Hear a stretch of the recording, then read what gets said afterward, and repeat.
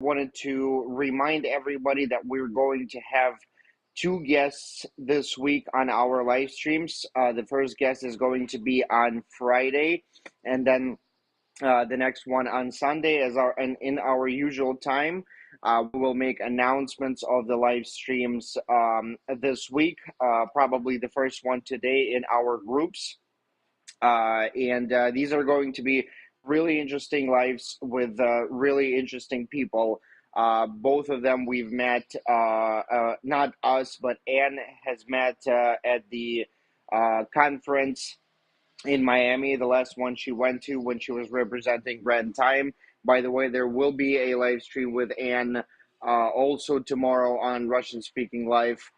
So please don't miss out. We're going to have really cool prices there for our live streams, but all that will be announced in our Telegram channels this week, probably starting today. So I hope everybody will join, everybody will ask questions since we're going to have cool and interesting people. And I'm preparing some more guests to our live streams from the Valley, from Silicon Valley, from Miami, different people that we've met and that are going to be coming to our live streams, sharing what they do, sharing uh, their vision about crypto in the world today. What startups and people that are trading are doing right now, and what they're thinking is going to happen. So, as we all know, we're in the bear market right now. Everything's pretty much going down, which I don't think is a problem. It happened before. It will happen again. That's something that decentralization is working on, it not to happen, but we're still in the early stages, and being in the early stages is a very good thing, since we are still now in, beginning stages and the standing of crypto in the world. And even though I hear people talk about their portfolios, crypto portfolios, and that they have bought, a lot of different coins and they were profitable, and then all of a sudden, everything drops and people lose a lot of money. But I don't really look at it as losing. I look at it as the opportunity. Even though if someone has bought something prior, and now the prices and the prices of those portfolios and coins are dropping, it does not mean that they're not going to go back up. They definitely will. This is something that we're also going to discuss with our one of our guests, talking about the portfolio, talking about how they set up their portfolios, because some people buy one or two, invest in one or two projects, half and half, and then one of them drops significantly, and they, sometimes lose a lot of money. But if you divide your portfolio in many coins and tokens, you won't be really hurting if something happens with one or two of them. But that's a topic that we're one of the topics that we're going to be discussing with one of our guests. So that's one thing that I wanted to share with you guys today. Another thing is that we are going to have our own event today. As always, we do it every Wednesday now. We're going to be doing that at, I think, 4 or 6 p.m. San Francisco time today. We already had a bunch of people registered. They're coming in. We're, again, going to meet some new startuppers, some new crypto people, people that are visiting, the Valley, and are trying to find out some, more information about it, and where they need to go, what do they need to do. So we're kind of, helping each other. Our crypto and startup meetups are really friendly. People really like showing up because we're not selling anything to each other. We're not pushing anybody to participate in our projects, depending on what you do. And we're just basically basically meeting, getting to know each other, sharing some insights, discussing some questions that different startuppers and already developed businesses in among ourselves have and trust me, anybody, no matter what level you're at, you still have problems. You still have something that you want to discuss and get some feedback from other people. When the fresh brain looks at your problem, it might see a very, very easy solution to get out of it. Than whether you were thinking about your project all the time. I always, when I meet new people, I always ask, their opinion on what I'm doing and how what would they do in if if it was their case basically. And a lot of times I get really really cool insights and people share their vision and ideas that help brand time. So I always do that, and I continue doing that. And any conversation, any simple, random, quick conversation can bring you and give you some really cool insights that can be implemented in the business. We've also been in contact with the person about African situation and us being promoted to the I would say to the government of one of the countries, so that's going good too. I'm not going to give any big news or announce any big news because I usually do that once it's already in my hands. Right now, it's in the process of discussion and communication, and and that's why I'm saying what really happens. I don't want to exaggerate the topic. So that's another thing that I also wanted to share with you guys. There was something interesting, uh, also something else that I wanted to talk, but for some reason I forgot what it was. So if I do remember, I will say that on the live stream. If not, I'll do it on the next one. As of right now, let's start answering some questions. If this pops up and in my mind, I will add it. So Olga, if we have any questions from participants today, let's go ahead. Yeah, Rafael, we have questions, and the first question is from Nikolai Borisov. Rafael, which of the famous crypto enthusiasts would you like to have among your friends? Enthusiasts, crypto enthusiasts. Yeah. Which of the crypto enthusiasts I would like? I would like to have all of them. All of them. It's not about one person that I'm looking at or is my hero. I would like to get to know as many as I can, including bloggers, including YouTubers, including developed businesses, owners of different exchanges. And the reason why I want to know all of them is because I want to hear the vision of all of those people.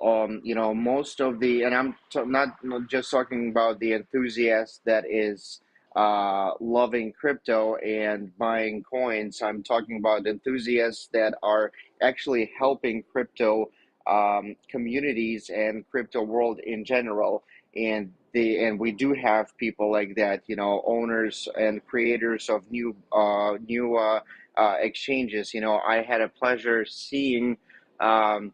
The owner of FTX, I believe, or yeah, I think so. And on TechCrunch, it was no, it was not on TechCrunch. It was on the previous not the meeting, but the conference in San Francisco, the one that we have attended before, the big one that we attended before the TechCrunch, and Sam Freitman, I think his name is. So he's already a billionaire. He's only around 30 years old, so pretty young. But he had an idea, and that everybody, kind of, I wouldn't say didn't believe in, but most of the people that are creating something huge and something new and something that changes the world, usually is, for some reason, it's still a question. It's still I still don't understand why, but most of those people that are becoming huge money wise and popularity wise are alone in the beginning.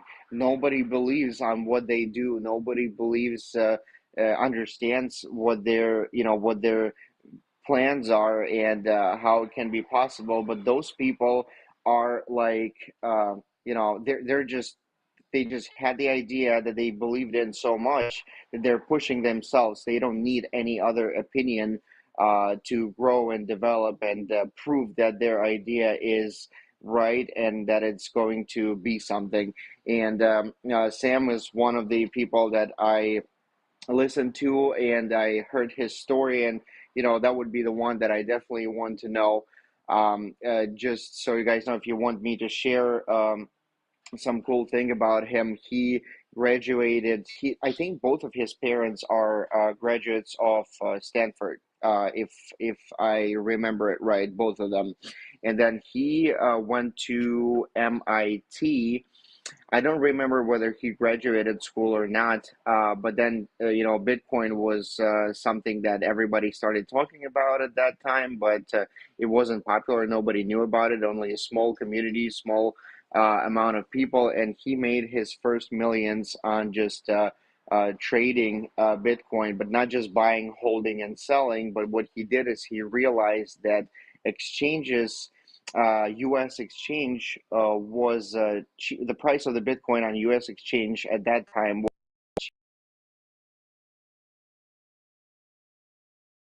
You guys, somebody called. Hello, Olga.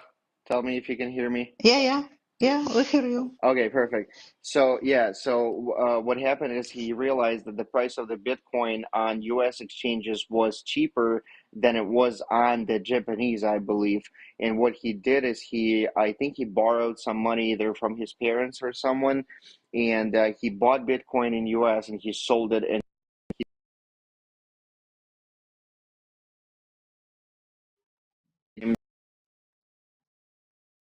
his first, couple of $1 million in like a week or two or something like that, like a really short period of time.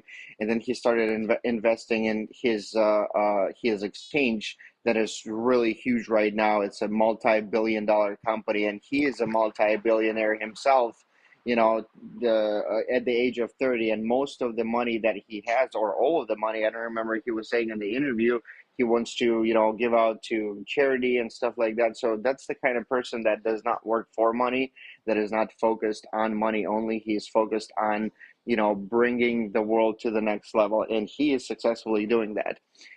So that would just be one. And but any person like that, anybody that has gone through what I'm going through right now, I would definitely love to meet and get to know. Sorry for answering this question so long. I love questions like that, but let's get to the next one. Thank you.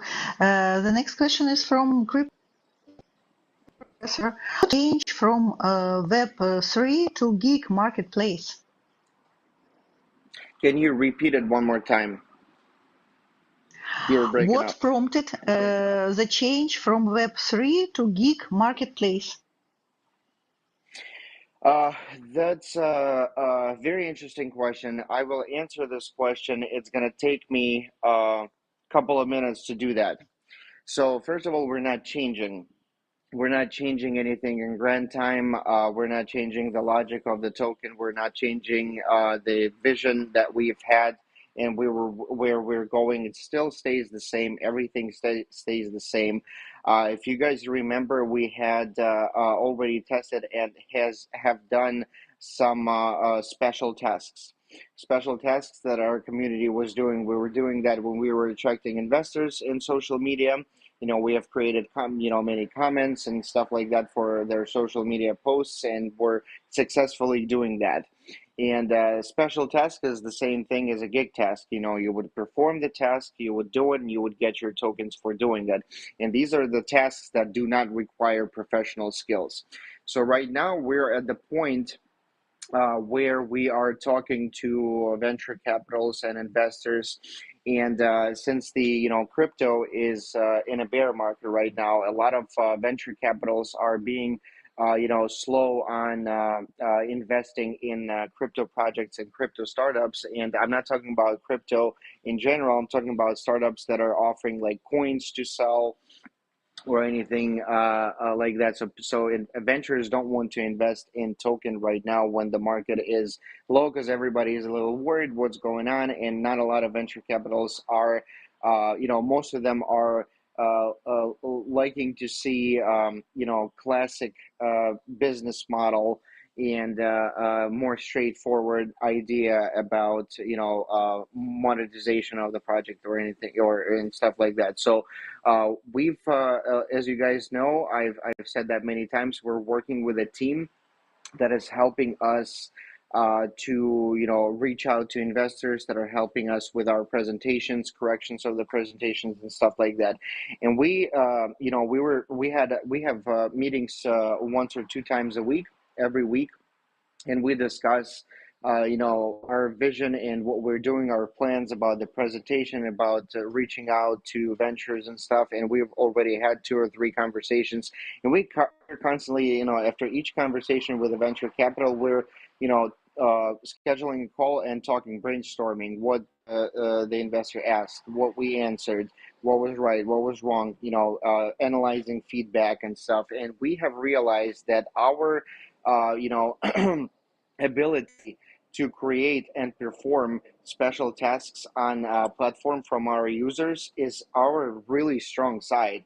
We were doing social mining tasks and attracting new people organically for this whole time. So even though it's not, we're fixing, social mining tasks on platform, and it has to be more user friendly. We're still, doing that, and we're still growing monthly. And then also we can, perform not only those tasks, social mining tasks, but special tasks when we are focusing on something new or targeting some new something that we want to achieve, like when we were attracting investors. And what we thought about, that this would be a great thing to show to investors and present ourselves from this side, because the first round that we're going to raising from venture capitals is going to be pre-seed round. And this is one of the first ones. And you have to get that first round in order for other investors to start reaching out to you themselves and offering money themselves. So this is the first, the beginning is always hard, and this is the beginning. So we need to find and choose what does the investor want to see and hear in order to believe and write a check, basically.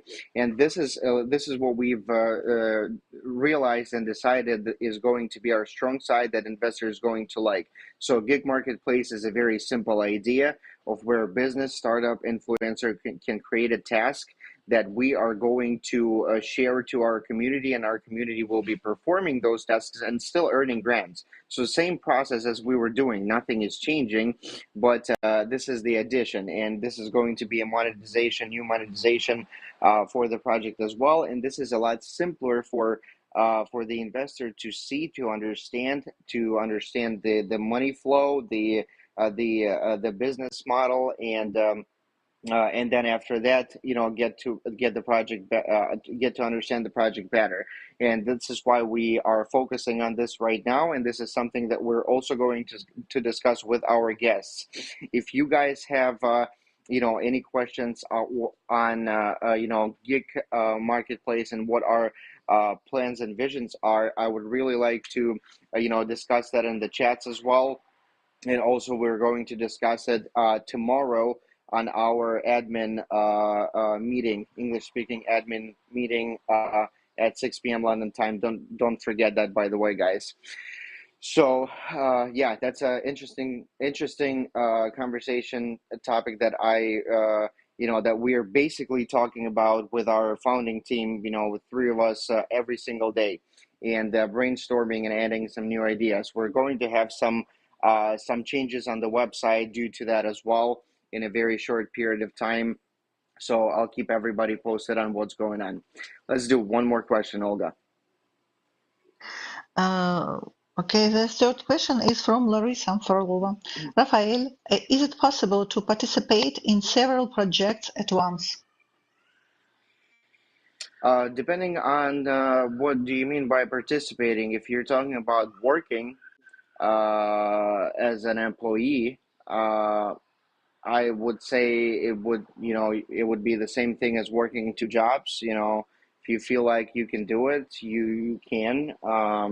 And if not, don't do it. Don't overwhelm yourself. If you're talking about participating in the project like we do in Grand Time, you can do it when you have free time. You can do it, anywhere by just having the phone and the internet, and you like, what you're doing, then I guess you can participate in different ones as well. But from my point of view, when you like the project or something that you do, it doesn't have to be a crypto project. And you really love what you do, and you really believe in what you're doing. You probably won't, you know, want to participate anywhere else. It really is up to the person. I wouldn't be the one that has to say whether it's possible or not possible, or trying to change your minds. No, the only thing I'm doing is I'm participating in Grand Time. That's my full time work, and I hate the word full time because it means 40 hours a week in U.S. and 40 hours a week is nothing.